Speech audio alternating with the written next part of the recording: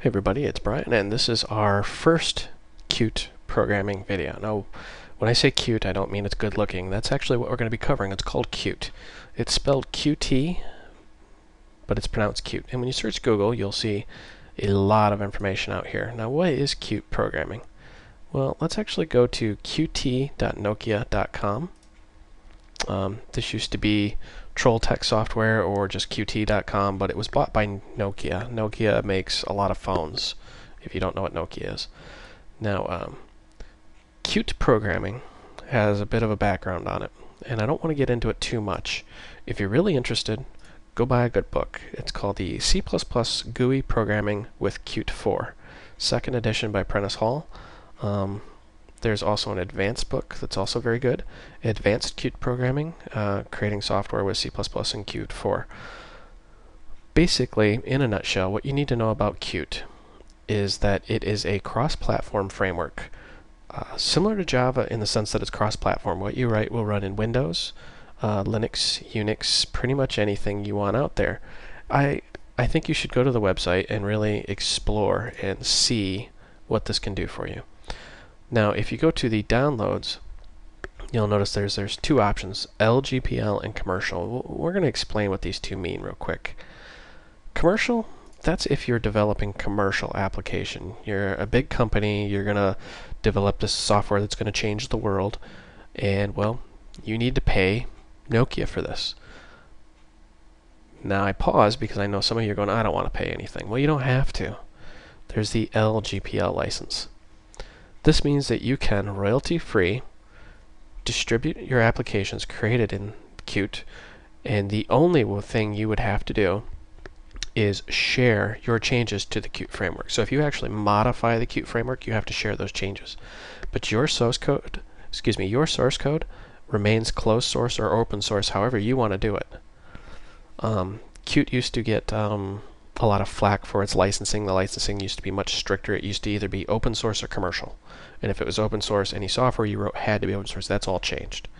LGPL allows you to close source your application and not pay a dime, but if you make a change to the Qt framework, you have to share that change with the rest of the world. Okay, now I assume you're going to use the LGPL framework. I am going to use the same thing. It's the exact same thing as the commercial framework. You just don't pay anything. It's just a little legal mumbo jumbo you got to deal with. Now I know I'm going to get some nasty grams saying, you know, that's not what LGPL is, blah blah blah. Well, you know what? For the scope of this tutorial, that's what LGPL means. If you write software, LGPL. If you write commercial software, choose commercial. That's all you need to know. Alright, moving right along. The Qt SDK. What is an SDK? Software Development Kit is what an SDK means.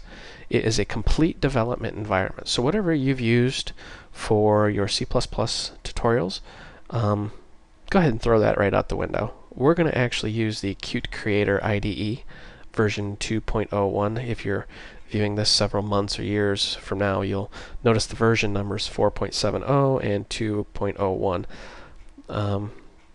I don't think that Qt's going to get dated very fast. I know some frameworks do, but I think Qt's going to be around for a long time, and I don't think it's going to change at the core level. It's a very good framework.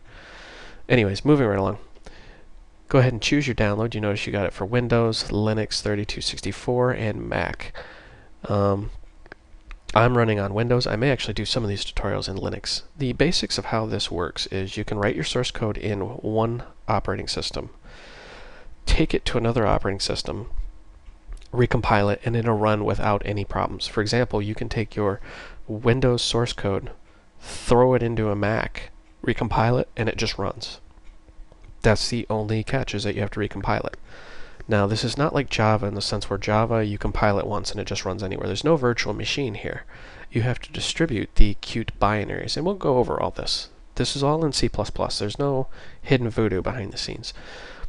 But go ahead and download the Qt SDK for Windows or whatever you're using. You notice they're a pretty hefty size. Read the fine print if you really want to. There is a Visual Studio add-in.